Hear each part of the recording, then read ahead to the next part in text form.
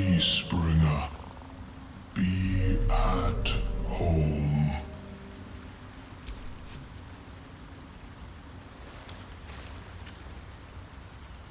The Drow sought to shatter our circle. Now his flesh may feed its growth.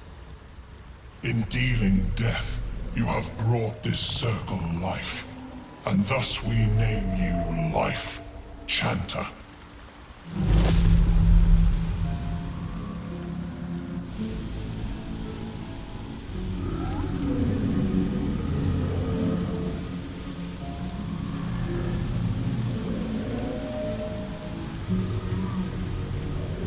As our circle grows, so shall your song. Wherever you go, only listen, and you may hear it.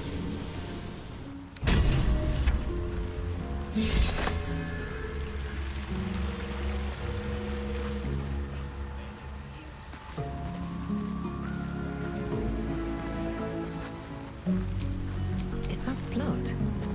No, never mind. I'm coming along, just not fast enough. Any word on my people? You did? Then I owe you more than I can ever repay. Thank you.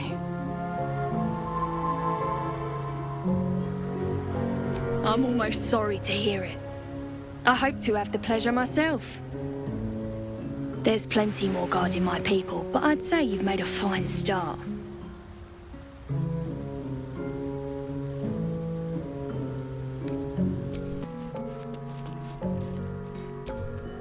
I thank you for the invitation to your camp.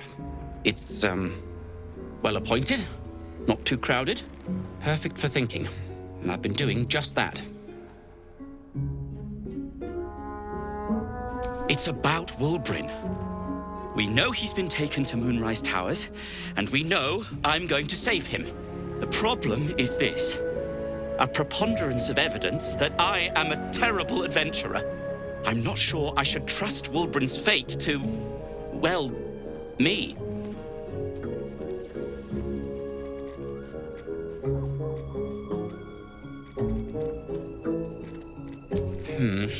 You've done so much already.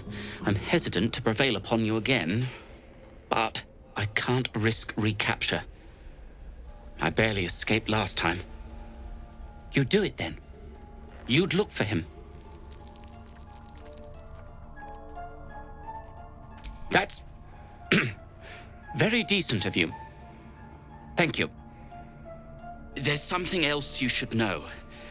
Something I can no longer ignore. I know you've learned about the gnome's pursuit of rune powder, but do you know what it truly is?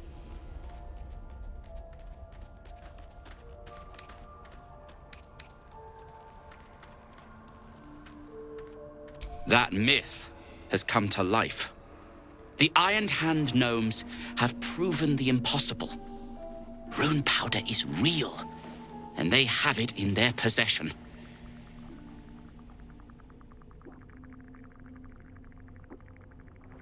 Destruction. The only thing it's good for. But destruction of what? Well, I'm hoping Wulbrin will be able to tell us. I shouldn't have let him drift away. Shouldn't have let that lot get their claws into him. Now more than ever, I need to find him. We need to find him. He's the only one I might be able to speak to sensibly.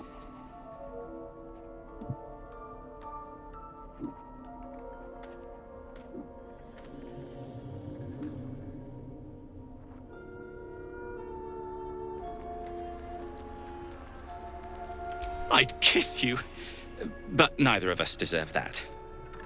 Thank you. Like what?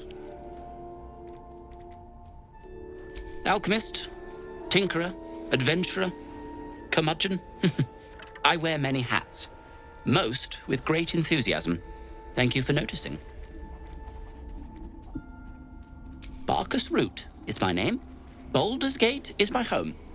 Back in the city, I offered my expertise to the highest bidder. I was quite popular, too. I'm not picky about my customers.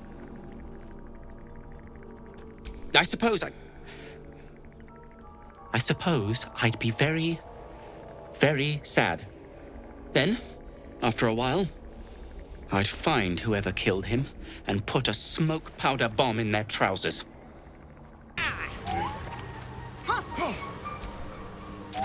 You saved my skin, but there's more bastards out there. For everyone you kill, pint on me. Thanks, boss. Thanks again for offing that drow.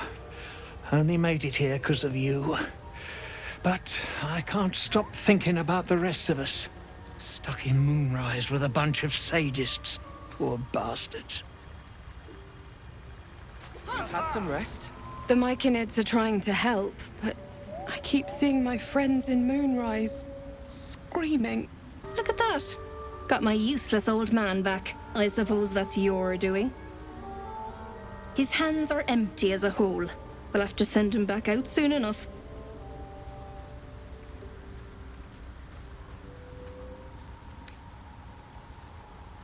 Love? Never heard of it. Balin's meek now, but he used to be a rotten old bastard. Treated me like an old shoe for 70 years. Losing his mind was the only good he ever did by me.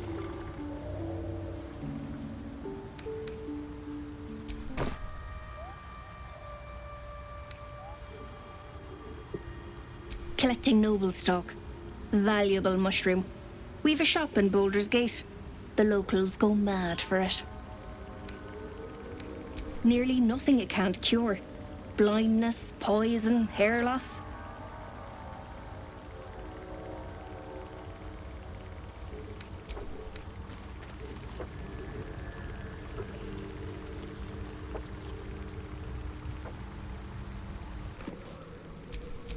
I have a lot on my mind.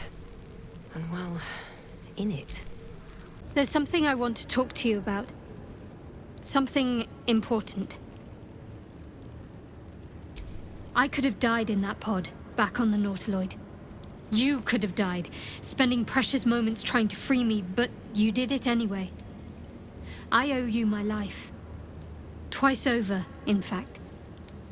You supported me against Lae'zel. I may not have survived that night without you. I'm trying to say that you've earned my trust in a way very few ever have. I want that to mean something. I want you to know more about me, at least from what I can remember. As long as I've prayed to Lady Shah, I've wished to serve her as a dark justiciar. There is scarcely a greater way to fully dedicate yourself to Lady Shah, save perhaps if you become the head of her church. To become a dark justiciar is to become the Night Singer's sword arm, her implement with which she will cast down the unbelievers and win the final battle to restore her perfect, endless darkness. It's all I ever wanted. I prayed it was my calling. But Mother forbid me from seeking to prove myself worthy of the rank. She said I was not ready. Not my mother, I should add. The Mother Superior, head of Lady Shah's enclave in Baldur's Gate. Sometimes I wonder if she would ever deem me ready. I owe her everything, and I only wish to serve, yet she can prove inscrutable.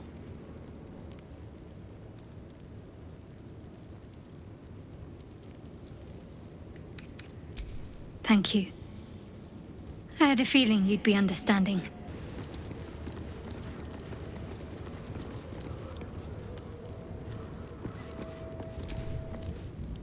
Who there, wanderer? Stay thy course a moment to indulge an old man. Elminster? The very same, Gale. And a fair bit miffed he is, too, finding himself forced to expose his best pair of boots to so many miles of country road on your behalf. Oh, aye, I know a minstrel by trade when I see one. Tell me, what ballad bold enough to lift me onto the pedestal of acclaim enjoys your musical predilection?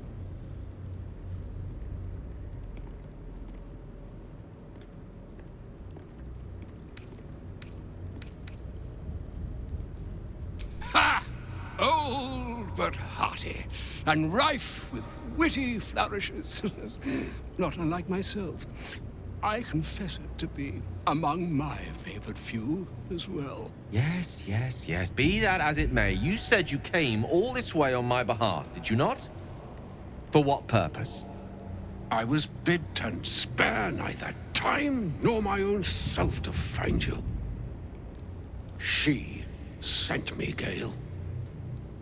You know of whom I speak. But why? Out with it, Elminster. Please. Young man, has your sojourn away from Bortity washed away your decorum as well as your patience? Nigh a 10-day I've gone without honest fare, worthy of the name. Drank naught but what the sky entitled my thirst.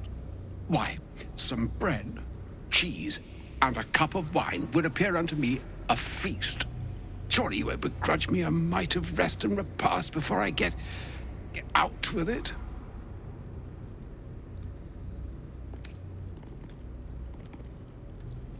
And a great kindness that would be. See, Gale, even in these barren parts, the art of hospitality begets inspired new works, if only one keeps up the practice. Oh, for the love of... This way, then? To your camp? Oh, don't dawdle now, lad. You're the one who's in such a frightful hurry. Oh, nigh on 13 centuries old and he still thinks with his stomach. We'd best follow and see if he's more disposed to speak plainly once it's stopped its grumbling. A wise choice. Better to indulge your curiosity than Elminster's appetite. Yes, what a delightful wedge of old Elthurian that was. Doesn't do to parley on an empty stomach, you know. Makes one's words frivolous when they should be grave. Plenty to digest, after all. A good deal to stew over, if you will. Words ladled with import should be savored so as to better absorb their meaning. Wouldn't you agree? Elminster! Right. You see,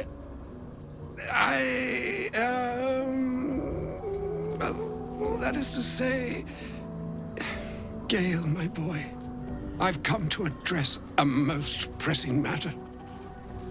I'll speak as plainly as I can, forswearing the accustomed frills that decorate my speech.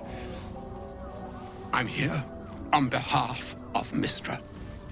The message and the charge I bring you are hers.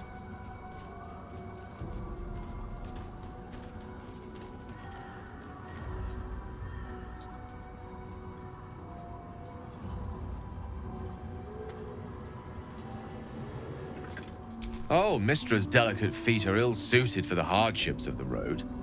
You know where you went wrong, Gale. No, we needn't dwell on that here and now. But even so, you're to be given a chance of redemption. Mistra would consider...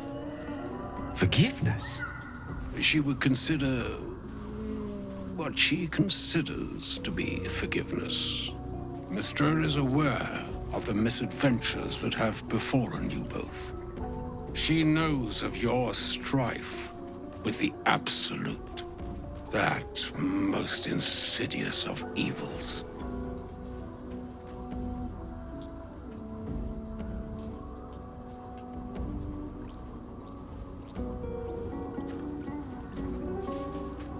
The very purpose of my presence, in a roundabout sort of way.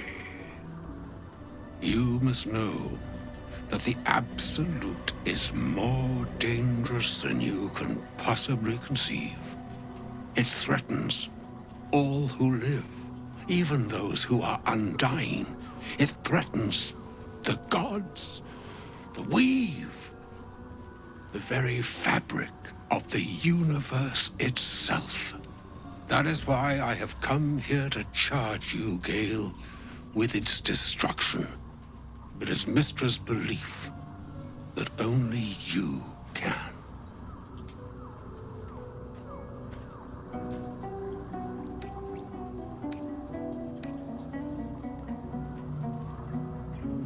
I doubt not your conviction, but Gale has an unnatural advantage. The orb. Precisely. Mystra has granted me the power to stop the clock, as it were, on the orb's rush to overpower you. Instead, you will be able to unleash its lethal combustion at will. Interesting. This could be help or hindrance. We shall have to see. You must find the heart of the Absolute, whatever that may be, and use yourself as the catalyst that will burn it from this world.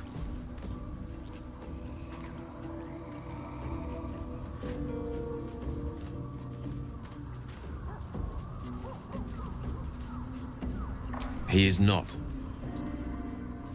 But it seems that Mystra is. It brings me no pleasure saying this, my friend, but such is Mystra's will. Yours must be the sacrifice that will undo the Absolute, and for your sacrifice you will be redeemed. Such is Mystra's promise. With that, I've said my sorry piece, and need only bestow unto thee the charm I was bid. Meine Hastra Mistraril Italion Thras Annas Dithra.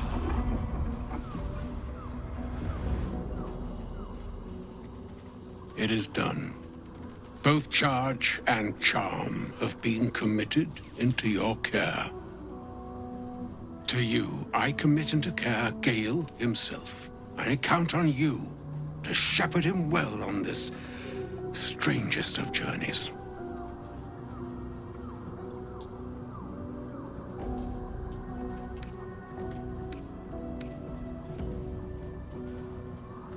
Or some other fortune altogether.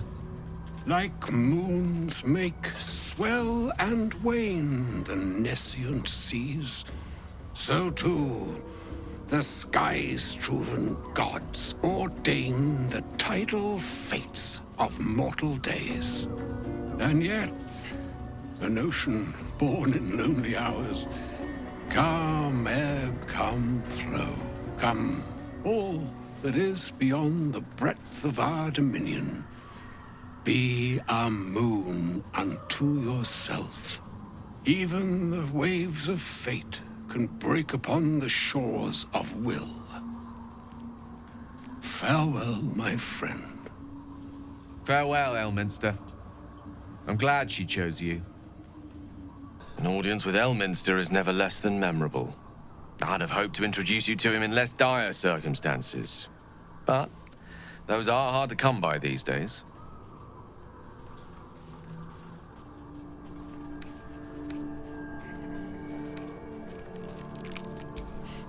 A wizard doesn't reach Elminster's age without enjoying their home comforts. Those who seek danger over cheese don't tend to live as long. For Mystra to have sent him, the severity of her bidding could not be clearer, or weigh more heavily on me. Time seems so infinite when you're young. A month is an age. A year is a lifetime. It is a strange feeling to realize how little of it one might have left.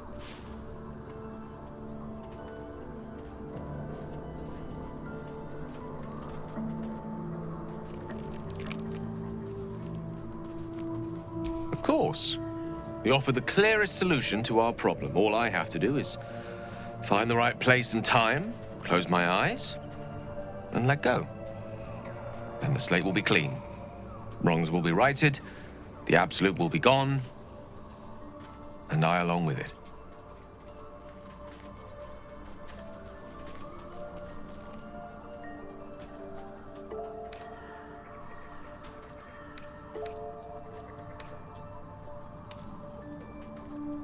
If there was, I'm sure the goddess of magic and the greatest wizard who ever lived would have identified it.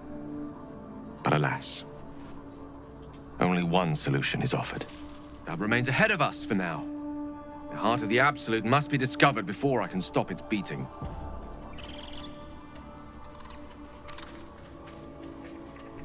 Let's save such certainty for the moment such a decision is upon us.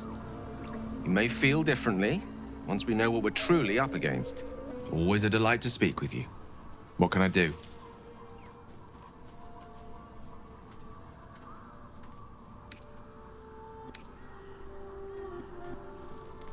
I've no doubt she has the power to do so, but as for the permission, Ao would not look kindly on her meddling in mortal affairs. Divine intervention has a tendency to make things worse, not better. As for Elminster, he saved the realms more times than legend can recount.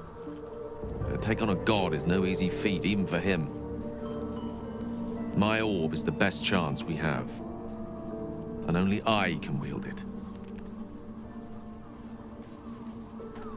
She expects those who seek to use the weave to do so honestly, and with respect for its potential to destroy, as well as its potential to save. I doubt she's asked many of her followers to blow themselves up. That's a fate she's bequeathed exclusively to me. She wouldn't ask such a thing if it weren't our only means of survival. However much she's annoyed at me. Oh, you know me, ever the optimist. I'm trying to focus on the positives. Truth is, I was living on borrowed time already. Consuming those items would only have kept the orb sated for so long. If anything, I feel more at peace than I have in months. At least now I know my death will have purpose. It won't be a distant bang in the footnotes of history. I can't believe Mistress demanding Gale sacrifice himself to destroy the Absolute. It's just a waste of a perfectly good cult that we could be controlling. And a waste of a perfectly good Gale, I suppose. Elminster. Even the Githyanki have heard tell of the Sage of Shadowdale. Some of his works have been translated to Tirsu. That doesn't mean his every word carries wisdom, however. Near as I can tell, Mystra demands Gale's faith, but holds no faith in him. Why else would she demand Gale sacrifice himself, and perhaps so many others? Does she not think he can destroy the Absolute with his own immense talents? Does she not know the mighty company that he keeps? Demanding Vlaakith may be, but she acts for the good of the Githyanki people. Mystra is concerned only for herself. Bah. Perhaps he'd find forgiveness in a fiery death. But I can't help but wonder why he'd want it at all. I can't believe Mystra actually expects Gale to just sacrifice himself like that. Seems like a waste of a fine mind. Oh, was that Gale's granddad?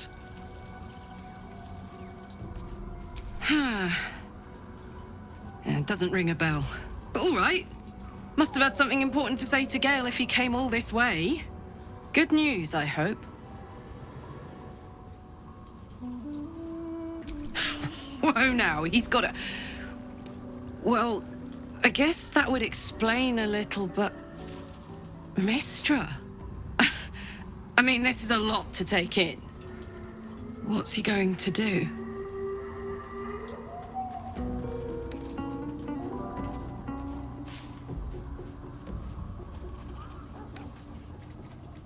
Well, tell him to pick the right one. Or better yet, I'll do it. Fucking wizards, man. They always need help picking the simple, obvious option. If Mistra can't think of another way to stop the Absolute than sacrificing Gale, she's no god worth worshipping.